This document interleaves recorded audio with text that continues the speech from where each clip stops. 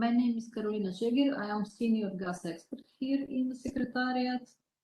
And most of you actually already participated in our Mondays, but for those who are new, let's repeat actually the rules.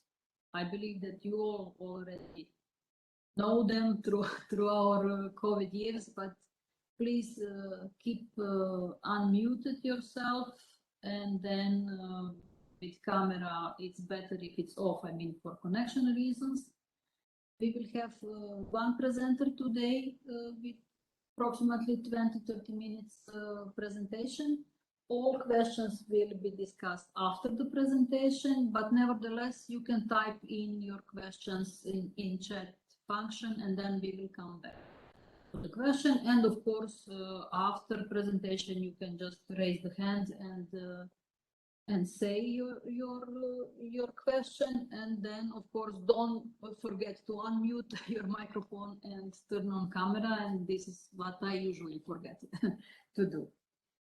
One slide actually why Energy Community and why we are doing that. I mean, Energy Community contracting parties are those yellow countries on that map, sharing some, let's put it that way, ambitious in energy sector, also legislation in energy sector, European Union, but maybe with different deadlines, because usually something is coming with delay.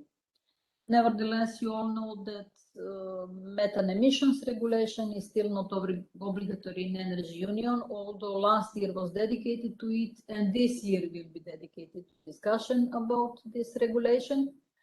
And for the contracting parties, it was a good start because we started discussion immediately.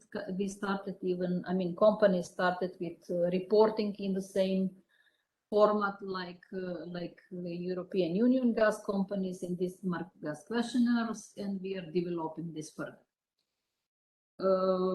Actually, when we started to collect data from the contracting parties, we realized that actually better share of knowledge and increase of knowledge would be needed about methane emissions, and this is how Methane Mondays started.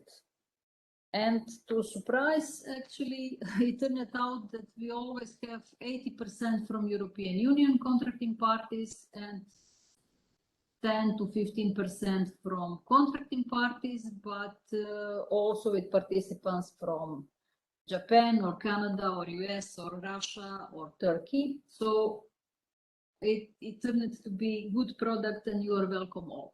So many things still to be discussed.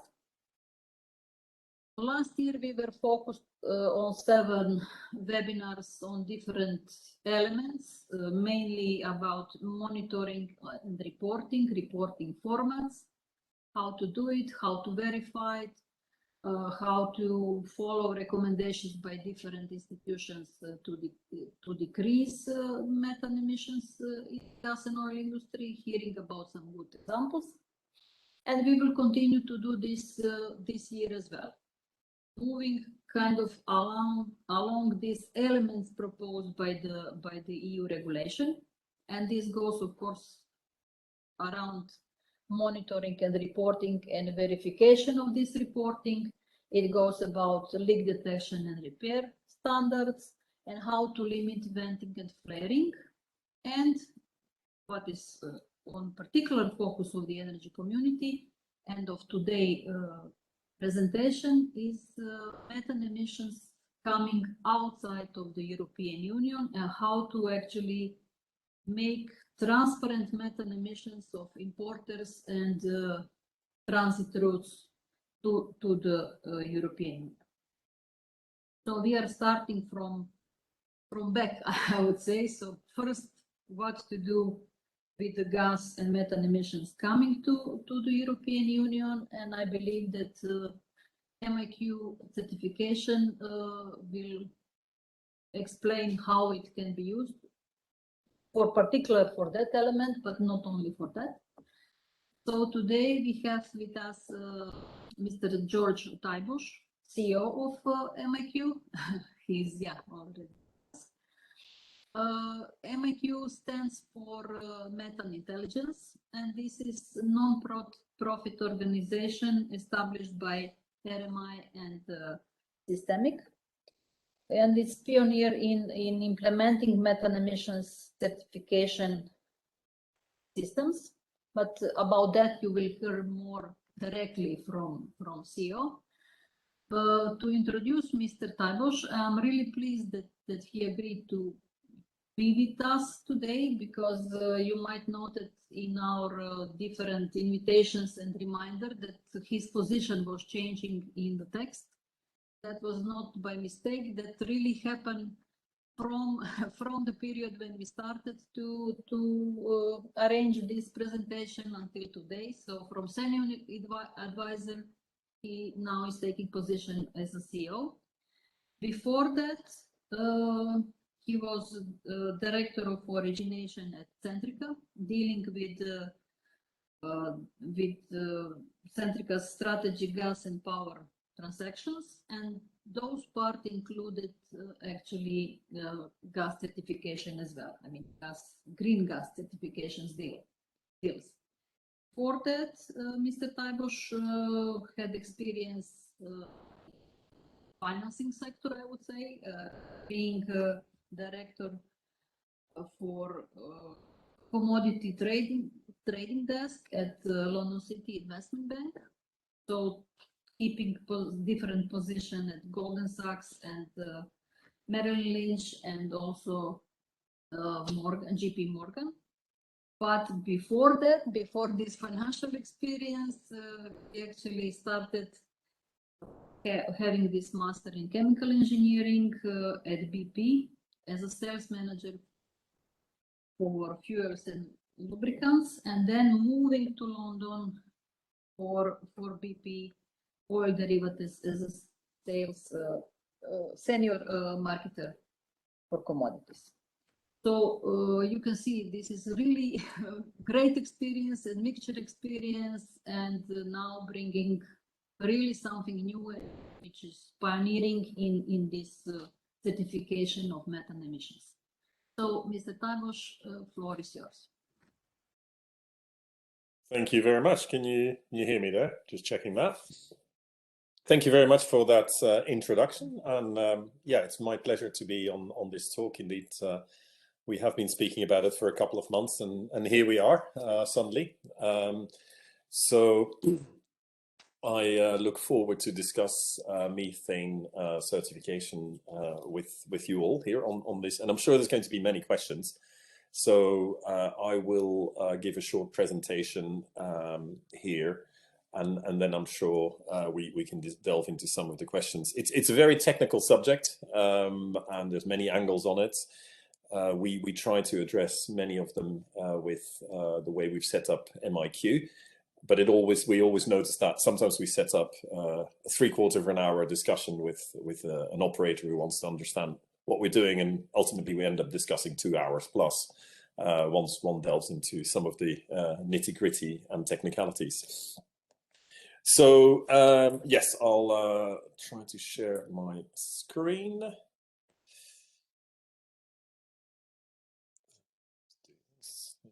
Should be it. Yep. Can you all see this screen? Perfect. Good. Yeah, so I'll discuss a bit, and I'll elaborate a bit on how we've set up MiQ and what it is, because it's a new concept. It is, as we say there below, we are pioneering methane certified gas. And some of you that are familiar with the electricity sectors, maybe biomethane, maybe some of the other commodity sectors might be familiar with certification, but in gas it's a relatively new phenomena. But we think it can really help with creating the transparency around methane emissions, and especially around methane emissions that are imported into zones, because basically they are upstream emissions along the supply chain. So what is MiQ? We're an independent, and this is important, we're a not-for-profit foundation. We're set up by RMI and Systemic. You might be familiar with those organizations. And the goal is to rapidly reduce methane emissions in the oil and gas sector. Ultimately, that's what we're aiming for. And we're doing this through certified gas. And we'll come to this, but currently there is still not the transparency, the clarity around methane emissions at a granular level. And we, in our theory of change, we think that is key. Why is that key? Because if you take into account operators, about everybody here, I think, on this call who works for an energy company, a TSO, a producer, a consumer, you all know how it works in reality. You manage what you measure. And until further order, there is no agreed clarity at a granular level around methane emissions. And that's what we aim to address. For that, we have a team of international experts. We do this on a global basis. The only way this can be addressed is directly on a global basis. Gas is a global market. It gets connected via LNG or long pipelines, and it all implements each other. And so we've got people from the energy industry, former traders, engineers, policymakers, and researchers. And we think it's important to have those different skill sets, because what we have set up ultimately relies upon both the science and the robustness and an engineering pragmatic approach, but also upon understanding markets and the power of markets, as in traded markets, commercial transactions. So we only started in 2020. We launched, what was it, November 2020, the MiQ brand. And since then, we already cover 2.5% of global gas production, which is an enormous growth. It equates to around 100 BCM. In different numbers, that's 11% of US gas production, which is where it mainly takes place. But it's also equivalent to 23% of EU gas consumption. And I remember about a year ago, we had many doubts. Well, how's this going to take off? How are you going to do this? It's going to take time. It's complex to do it. And guess what? Here we are a year later, and we are certifying 23% of EU gas consumption. So the argument that this is too complex, this can't be done, is clearly not valid in our opinion. Why must we reduce methane emissions? And there's a lot around this, of course, and I think many of you are aware of this. But ultimately, it comes down to the size of the problem. And it reminds me suddenly a bit of one of the Star Wars movie where I think it's Luke Skywalker sees the size of Death Star and goes like, look at the size of this thing. And it's very similar here. The size of the methane problem in oil and gas is very large. It is, and this is relying on several numbers, 84 million tons of CH4 methane per year escaping. But expressed in equivalent of CO2, that's 7 billion tons, which for many people still doesn't mean anything. However, that's 8 times the airlines, all the airlines. That's 1.2, and I think it's actually 1.3 times the US annual emissions.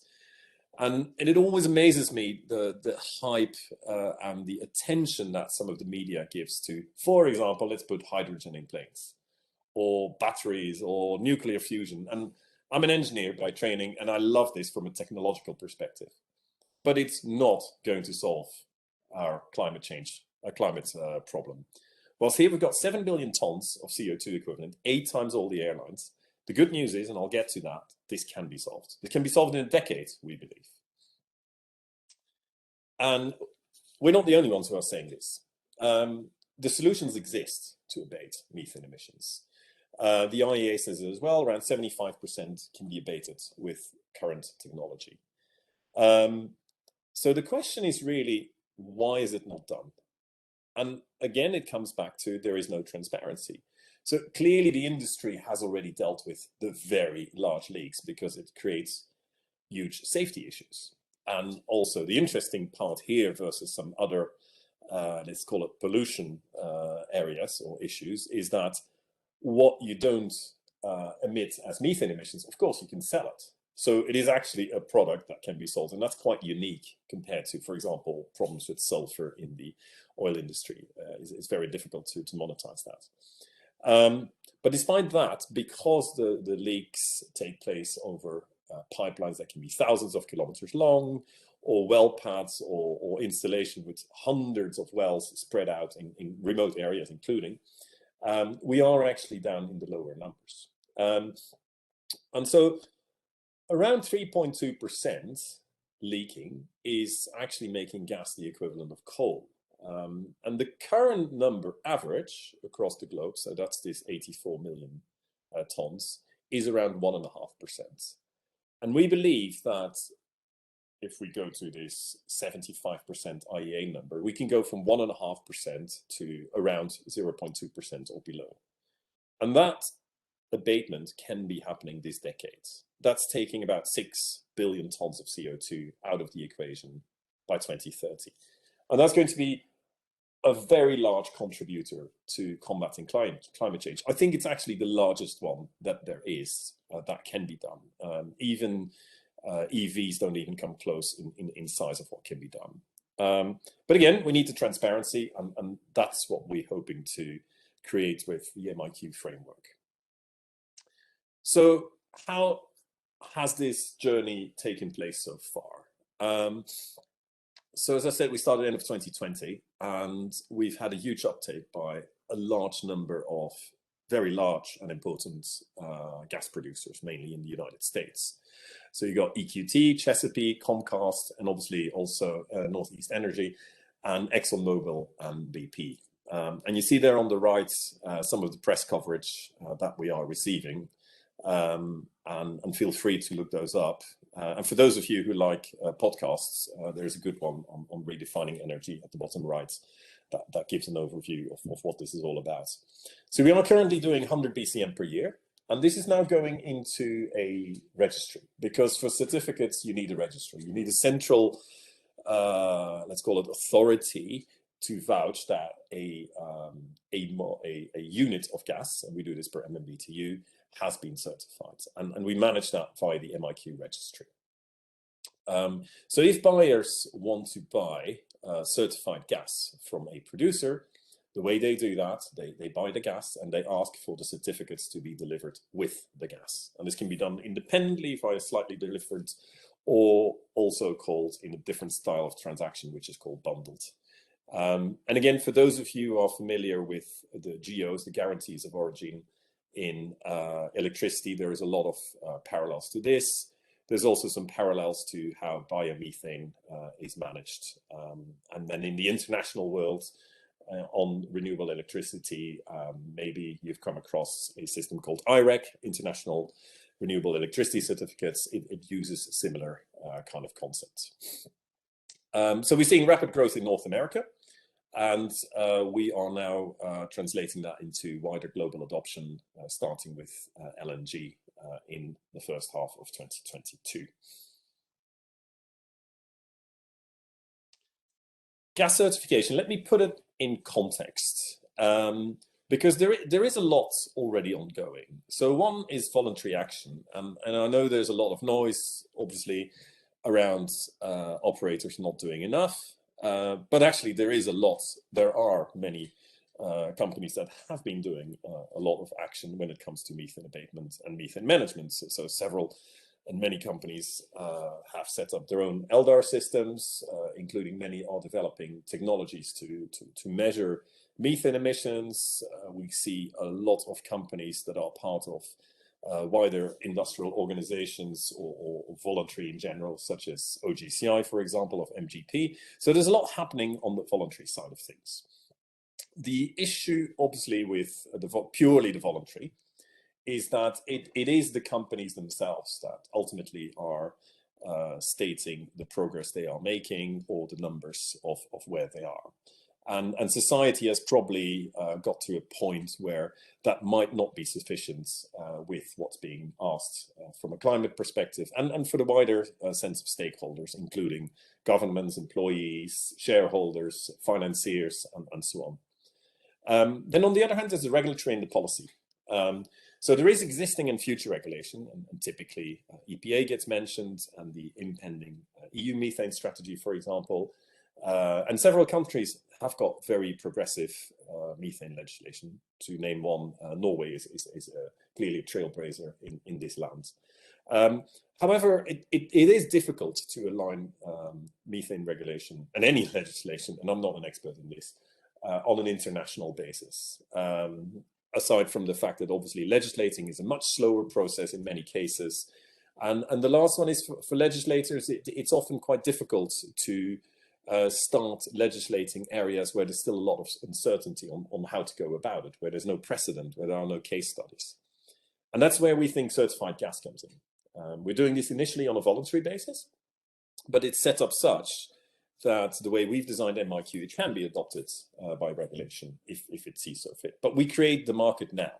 We create the precedent, we create the case studies so that it can be studied and potentially adopted into legislation. And we propose both of those and actually the three types of approaches here should be going in sync. It's not one is better than the other, or one will ultimately prevail. This is about they all need to happen in sync, and that's what's going to create the biggest and the fastest methane abatement.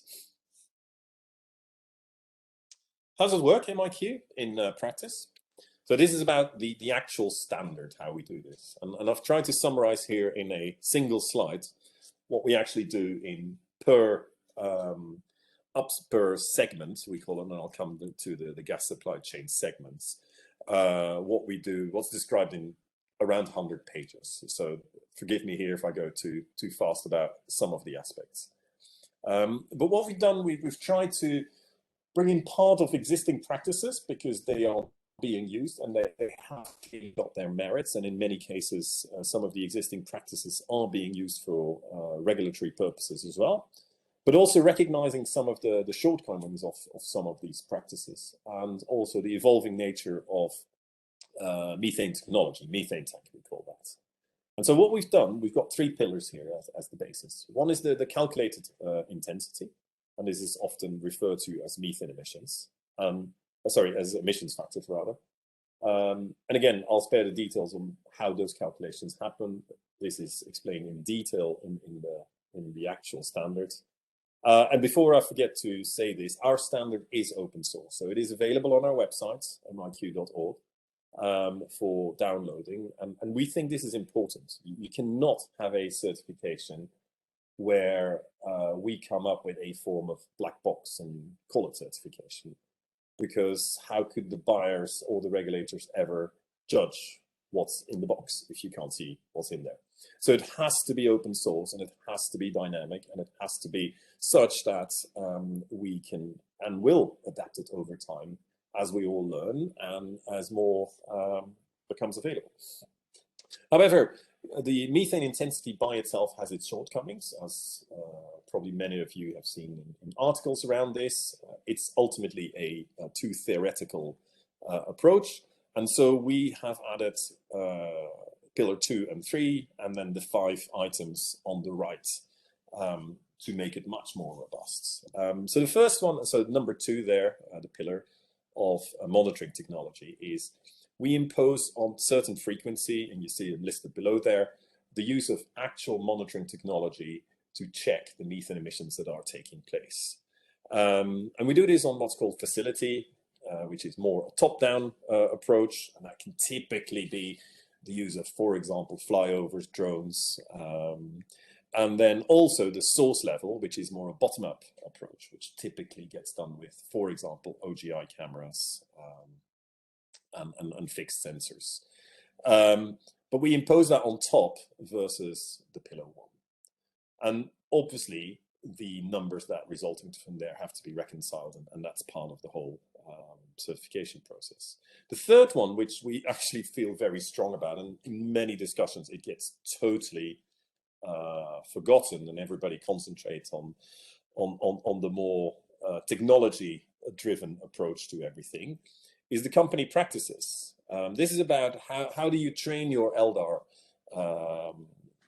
people on the ground. And I know in some of the recent proposals of the EU, I think some of these practices are going in there as well. And we believe strongly in this, that there was, with one of the certifications we've done recently, apparently one of their procedures was that where truck drivers coming onto the, for certain operational procedures onto the sites, if they hear a sound of potential methane emissions, then they had a whole system of how to report on this. And I actually picked up a lot of cases like that. And it involves basically the actual staff on the ground to help to deal with this. It's not purely a technology approach, which is much more number two. But by bringing these all together, we get a robust framework. And then below there, you see we use third-party certification bodies, auditors, verifiers, validators, they sometimes call it as well. There's different names and slightly different meanings, but what ultimately it means, it's a third party. It's a third party qualified, generally engineering style companies. And what we will do as MiQ, we approve them for their expertise, which is called accreditation. And typically in the US, we've currently approved around 10 plus companies like GHD, AECOM, and they're very robust, well-respected engineering companies. But they do an audit. And they go and write a report. And then with that report, ultimately what pops out is a grade, which you see there on the right. And obviously, this is now a European audience. I'm sure you all recognize the energy labels on your freezer or your fridge. And that's what we inspired ourselves from. So ultimately, there's a grade that comes out. And the way this works is from there on, for a period of 12 months, the operator, their facility, their asset, is certified for 12 months. The gas being produced in that facility gets then 1 certificate per MMBTU produced. We've chosen MMBTU, obviously that translates to megawatt hour at a fixed number of 3.41. So that will also deal with European questions on how to transform into megawatt hours. And that's valid for 12 months. After 12 months, these get checked again by the same auditor. We check whether there was deviations as well. And obviously, this is our current version. Again, this is in the 100 pages details. This standard will evolve because technologies are evolving. We are currently already working on our existing certifications with more than a dozen methane technology companies that are taking part. And this is fast growing. And that is part of MiQ's approach as well. We really encourage a multitude of technology companies to come and help, because the more there are, obviously, the more possibilities there are. And the reason we believe in that is there is no single technology that solves it all. That is just a fact. The only technology that would exist is to put a glass ball over the whole facility and then capture the concentration. Guess what? That's never going to happen in reality. We set up governments to avoid duties, to avoid conflict, but also to enable global hypergrowth, because we think this needs to go fast. The world can't wait for argument's sake, us as MiQ to scale up and to be able to do everything. So we've set it up such that we rely upon the markets. And the way it works is on the right there, we rely on third-party auditors or validators. They go and do the actual work on the ground, submit the report, which we then check to see if they have done the work correctly, as in, have they used the standard properly? Not going to redo their work. And then in the digital registry on the left, that's where the certificates then get issued to the facility operators. And important to state here, this is done per facility, per asset. So it is not, we don't certify a company, we don't certify a country. We believe that that is pointless because you need to certify work at a granular level. You need to work at the level of the unit in the industry. And that can be an LNG liquefaction plant, that can be a gas processing plant, that can be a gas production plant, but it's not a whole company. And the reason for that is you need to understand the differences between all these different segments, but also commercially, one transacts with specific segments. One doesn't necessarily contract with global, I'm just going to use now Exxon. One contracts with a specific area where Exxon might be operating. And then the certificates are managed in the registry. This is then ready for bilateral trades. So for example, under this system, a buyer in Europe, let's say utility, a RWE, an Engie, a Centrica, a utility or large industrial users, they can then buy from, for argument's sake, a certified facility by a BP, a Shell, an Exxon, the certified gas. And This is important because it links back to the actual way the commercial world works. Where are we taking this? So currently, we've certified production. That's our standard that is ready. That's currently on our website. We have launched already, and during Q1 now, the 7 other segments. It shows 6 here, but there's one doubling. Oh yes, production, that's got one more, offshore and onshore, so it's 8 in total. But the other 6 have been sent out to, I think by now, 50 counterparties for testing, rereading, checking. And so they will be all rolled out for certification in the first quarter.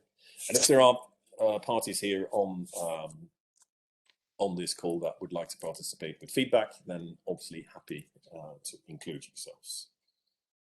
But we're quite excited about this because this has not been done in the sense that ultimately we're going to have to look at the methane emissions across the supply chain.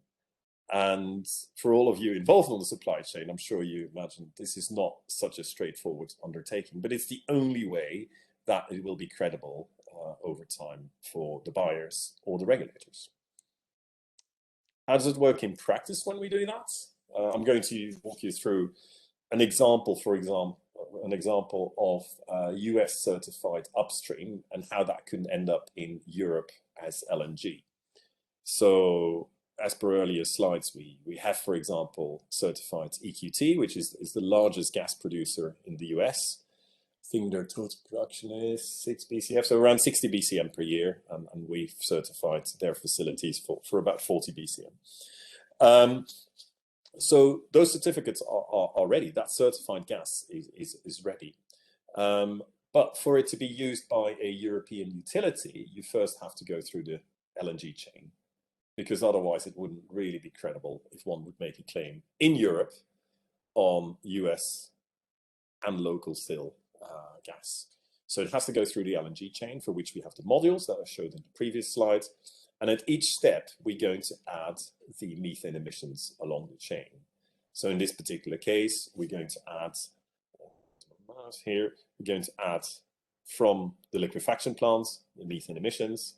Then it goes into an LNG ship. We're going to add that. And then on the regasification side as well. And then what will happen then in our registry, for example, US certified upstream facility has now become a Europe landed certified gas, but only for the quantity that went through. So obviously, it also means that we retire, we quit, we take it out of the equation on the US side. Otherwise, that would be double counting, and that's one of our major roles that we have to ensure here. How could this work in practice, for example, on the EU side?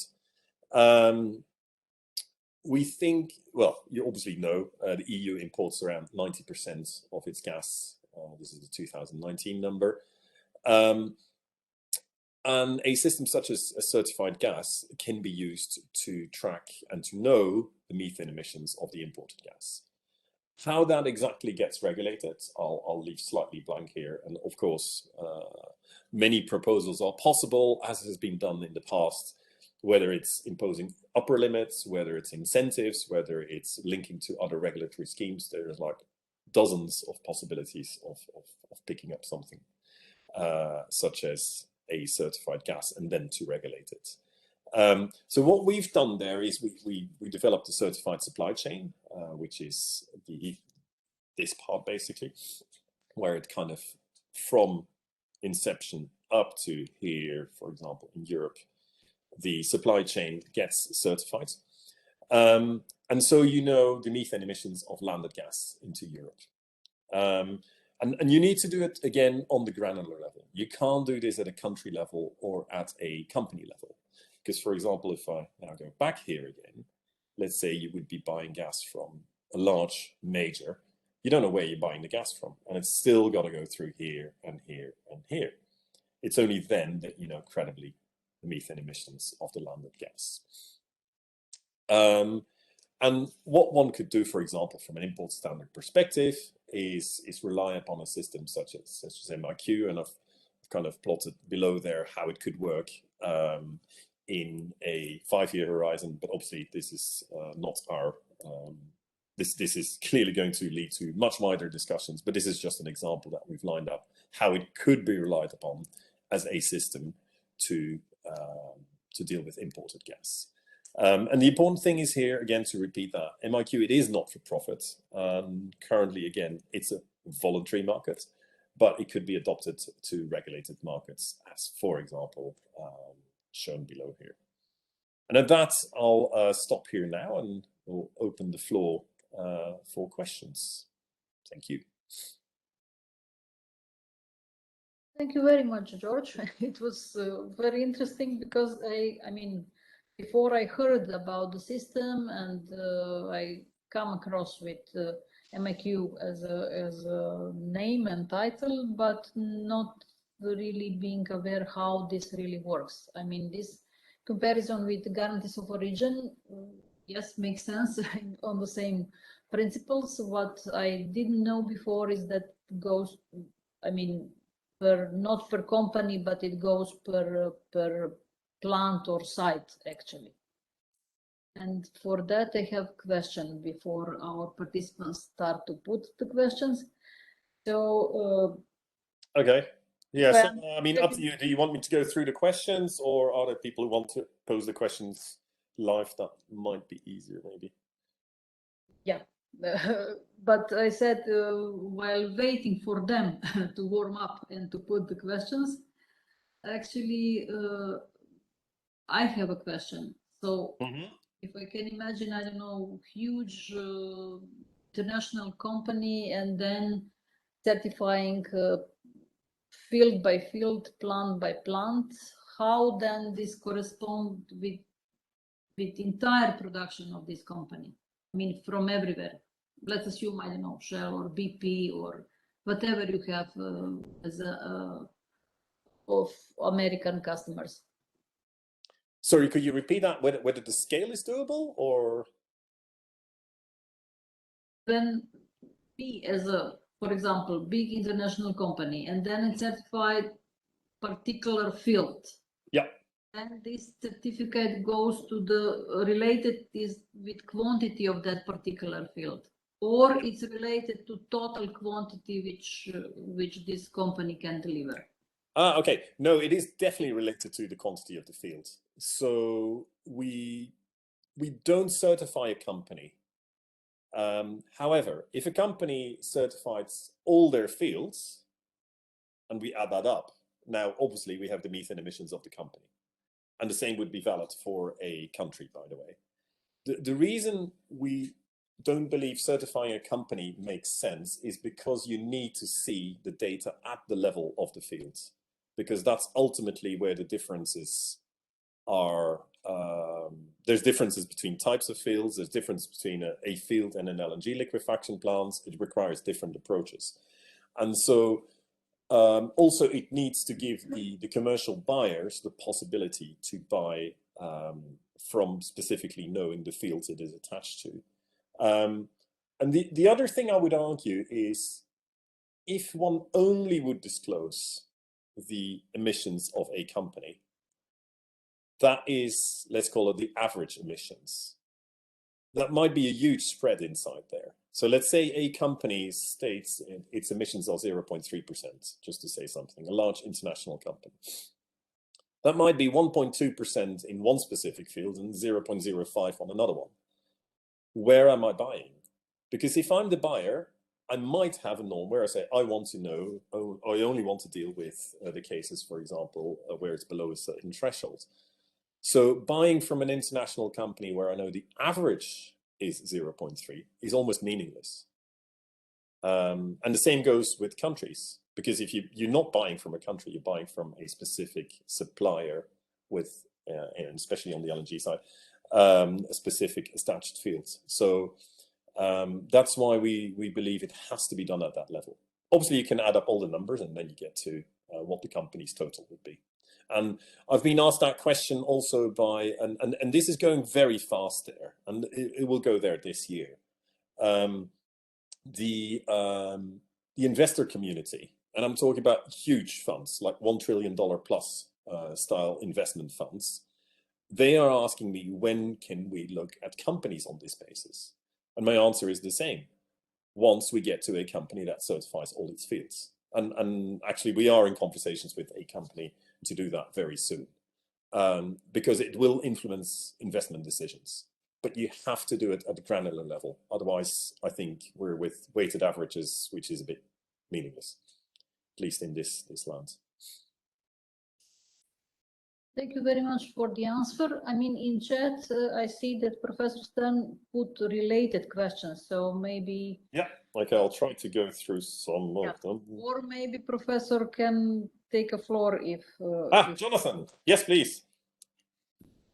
Yeah. Hello, okay, can you hear me? Yes. Okay. Yes, it was not... Yeah, go ahead. I think I've managed to do this. But Jonathan, Adam, go ahead, please, and I'll come back later on. Okay. Okay. So my question was, on your first slide, you showed the reduction of methane emission we have to have until 2030, like 45% or something.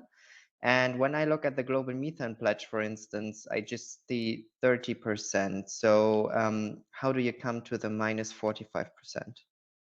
Yeah, so we look at it as MiQ specifically, even at the methane emissions from oil and gas. That's the number we work with. And the number we use is 80%. The IEA says 75% is doable. The 80%, how do we get there, is currently the methane emissions are around 1.5% on across the chain. Many companies actually have already introduced targets of 0.2%.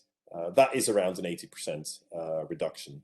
And so adding that all up and already noticing some of these effects over the last year with some of the companies, we believe that the reduction that can be achieved in the oil and gas sector is 80% this year. Now, obviously, if you look at the 45 or the 30%, now you're including two other sectors, which is basically landfill and methane from agriculture. And I'll be honest, I don't have a big opinion on those two other sectors. But obviously, the methane pledge is done such that it's an overall target for all the methane emissions. And I sometimes think as well that that is a bit of a pity, because ultimately you need to be specific. And I think that oil and gas sector can definitely achieve 80% of a reduction here across this decade. And we are seeing that from conversations we are having with many of the companies now. We're actually even noticing an enthusiasm from many of the companies wanting to get on with this and solve it, because it's ultimately, it is a process technological CapEx equation that companies have dealt with so many times in so many other areas. So I'm quite optimistic about that 80% target. Okay, thank you. Okay, my question, George, is you're trying to do something which I think is probably the hardest thing to do in methane emissions, MRV, for international gas, which is to focus on the US. Now, it's interesting you use the phrase fields, because my understanding is the problem in the US, elsewhere you have fields. In the US, you have basins, and you have well pads in basins which can run into the thousands or even the tens of thousands. And my understanding is that what these producers do, they have to report to the EPA in their Subpart W submissions.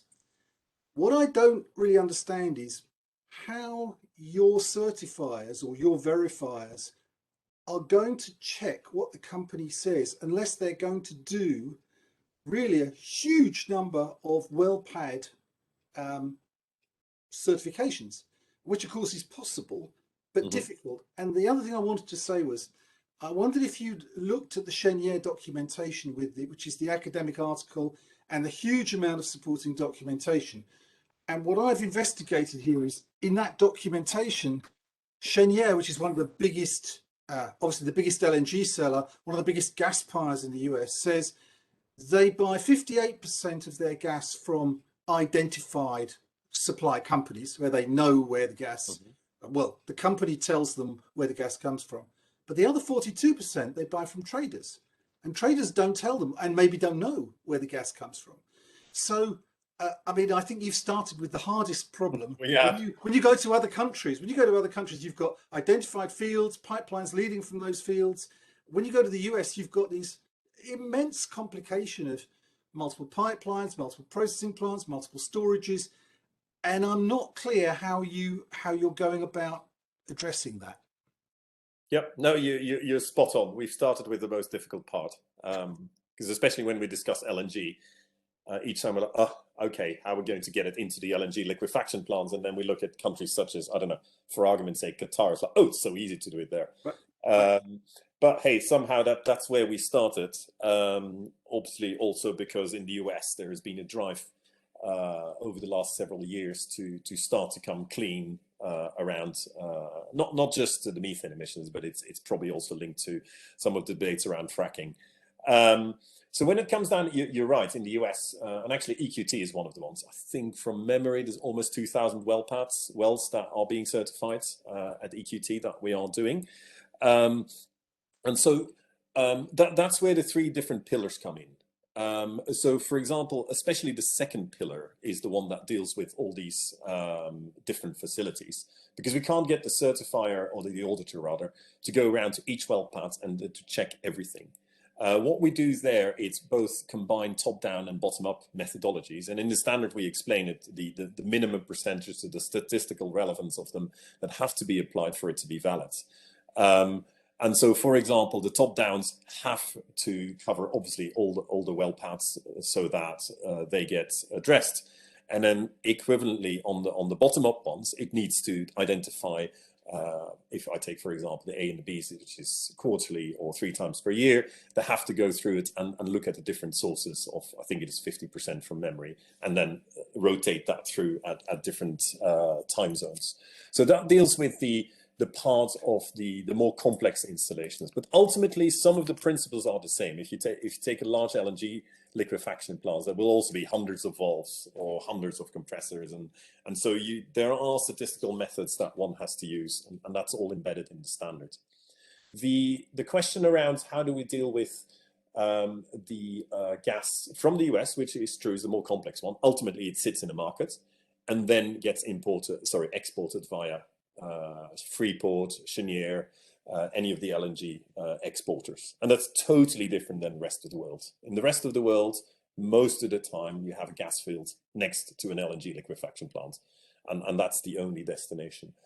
The way we do this is we are certifying the US facilities, and we are doing this on avoiding double counting per region, per zone.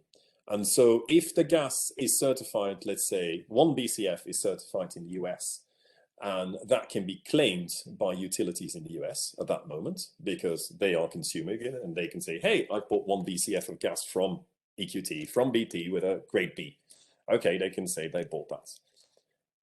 At the moment, purely like that, a RWE or an RG can't make that claim. We won't let them make that claim, because the gas has first got to go through the LNG chain.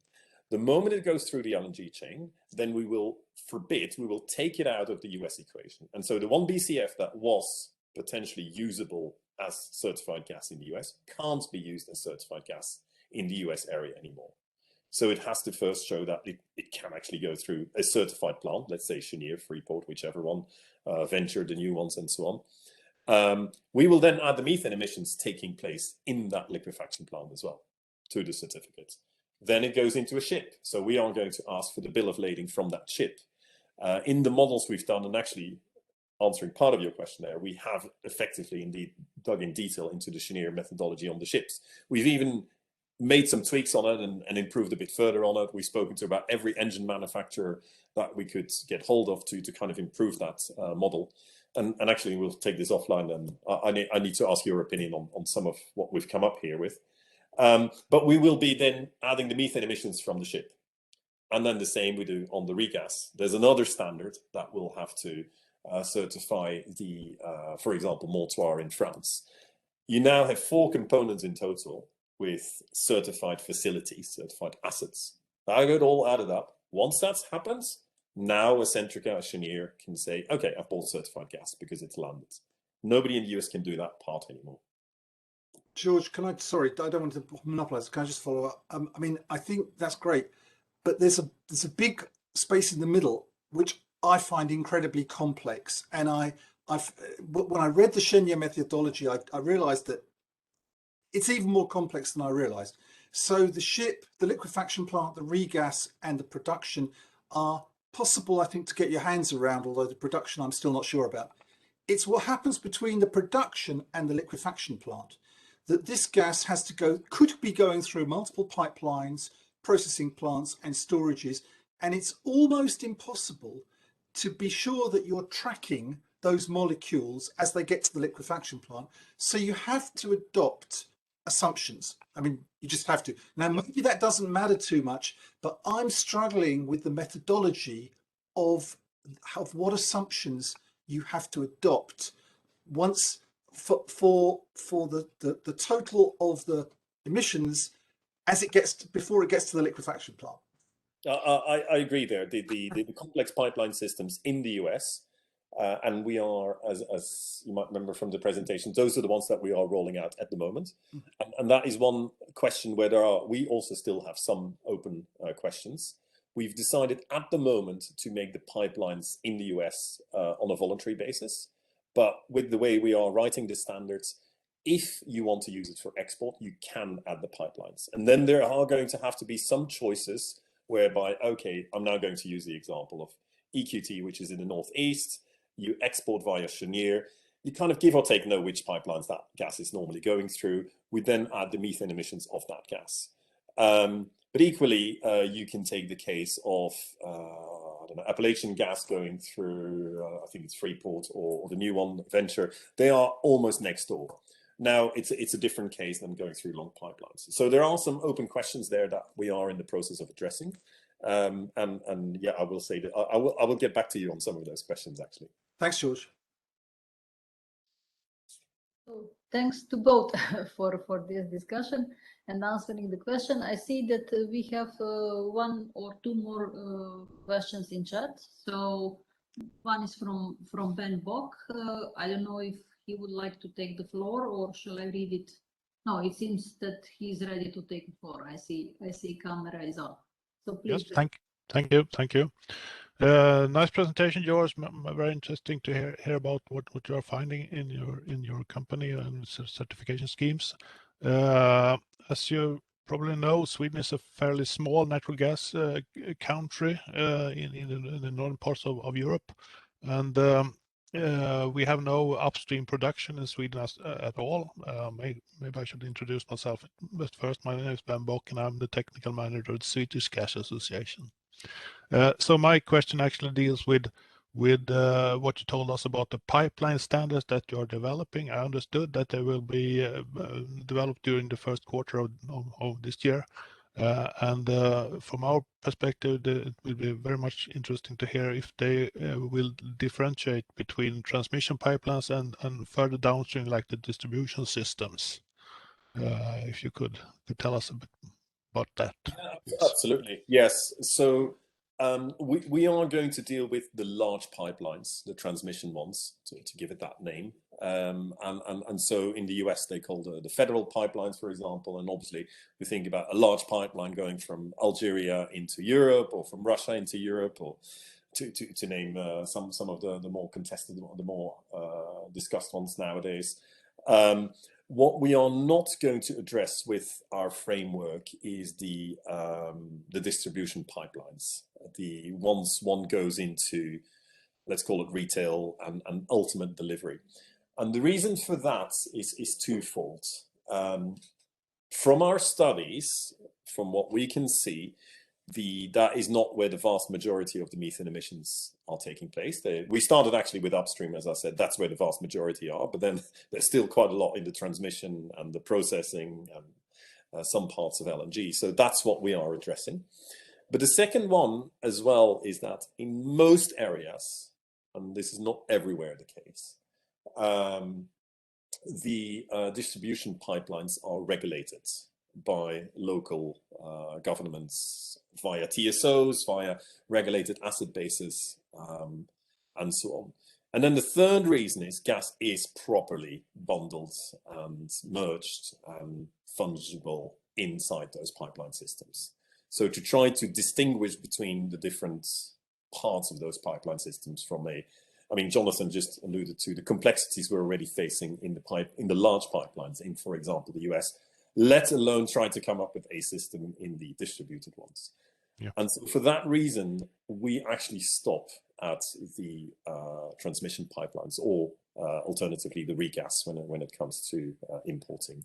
So we believe that the distribution pipelines, and I know there's a lot of work taking place, including via the likes of Marco Gas, for example, we believe that can be solved much better via, for example, regulation via countries. It's relatively straightforward to regulate that, we believe. Yeah. Okay, thanks. Yeah, thank you for that. And you already answered to my question, because I wanted to ask, with this interlink with Marco Gas and other actually standards in place, so, or methodologies, better to say, methodologies in place. Thank you for that. No worries. See that Rainer actually had several questions in the chat, so I'm not sure if we managed to answer to all those questions in chat function, and they were all related to import, and it is too late or to take the measures after that. Yeah, so I think the the first question is, I think I answered. So in this particular case, we talked more about imports. But on the second question, again, I think it is as we said, you need to do all the approaches in parallel. So we've started from a voluntary perspective, and we're very happy that many companies are starting to participate, and because that's how we can develop the framework, and that's how you set a precedent. And the EU methane regulation does talk about the imports, but it's very light on that. Let's be clear there. And I think it is very logical from the work we are having to do to come up with this. This is quite a complex piece to develop this, and to try to legislate abroad is kind of not so obvious. And again, I'm not a regulator. It's not my background, but one can imagine how complicated it is. So what we are trying to do here is to create that framework, get going, and I'm sure over the next months there's going to be several utilities in Europe that will start to import certified LNG into Europe. And then suddenly you have precedents. Suddenly you have something that you can start to think about how potentially you legislate that afterwards. But also, we have now done in a year 100 BCM. Legislation takes much longer than that. It takes 5 years, 10 years, whatever, to do it at scale. And we don't think that is needed. The voluntary approach, including in our case, not for profit, can go much faster and create the tools for the regulators then to pick them up later. Thank you. I think that we are almost at the end of foreseen time, but maybe it would be possible to tackle about plan to certify methane emissions from biomethane, and actually how MiQ certification would correspond with other certification systems. Yeah, so biomethane, there's a couple of initiatives out there that already do that. I can't remember on the top of my head, but I know in the UK there is one. There are several initiatives that are doing this as well, but conceptually it is similar. Well, at least, no, sorry, actually, they are certifying biogas. They're not necessarily certifying methane emissions. Thank you. So I'll take that back. Yes, that is something that we could look into. We haven't done it yet because we believe that the bigger hurdle here is to deal with methane emissions in oil and gas. It's much larger at scale. Biomethane is still very small market, and it is an alternative for the gas buyers to buy biomethane, but it's almost like a separate market from that perspective.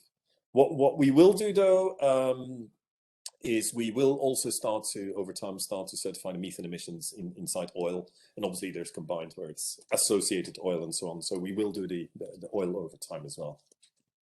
And I think somebody asked if there's like parallel schemes. So IREC is probably the best parallel scheme to think about. So it's I-REC. And they're based in the Netherlands as well. It's a similar approach as what we are doing, IREC Foundation. And they certify renewable energy. So they certify whether electricity you are buying, whether that comes from a windmill or from a gas station, for example. So conceptually, there's many similarities there. I know other people are looking into certifying hydrogen, for example. That is under development, Certify. And actually, the consultants developing that standard, they worked with us as well on our initial work. Thank you for mentioning this, because to me it looks now like maybe a bit similar, having similarities with industrial voluntary schemes for biofuels. Yeah. And then it's up to legislation or up to national authority to kind of acknowledge and recognize. Certain.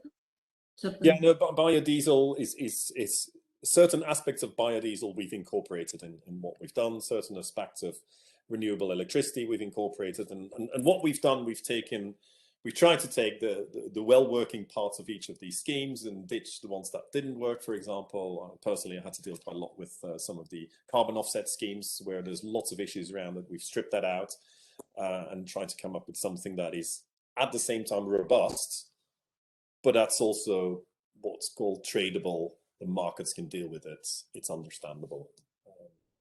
We don't want to create a bureaucracy. It's just not going to work. Thank you very much. It looks like concluding remark. So for sure, with I mean, about certification, we will talk a lot. I mentioned this import to EU. I mean, as a actually connecting element. It's not, of course, that MiQ certification is meant for European legislation, but European legislation and European players can gain from it. So that was actually the point. We got the question if we are going to publish the slides. Yes, we are going to publish the slides. Also, this entire hour was recorded, so we are going to put this also online on our website, but I believe that it will be also at IMQ site.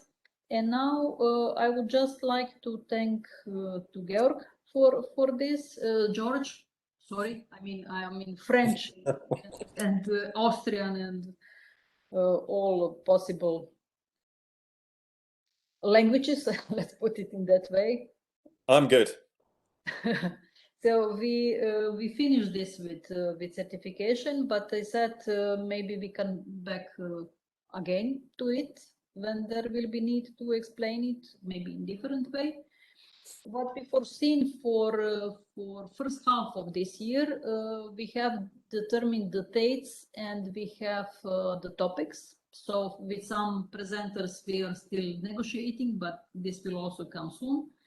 So on 14 on March, we are going to see industry views on this European proposal for regulation. So upstream, midstream, downstream companies to see how they see this proposal.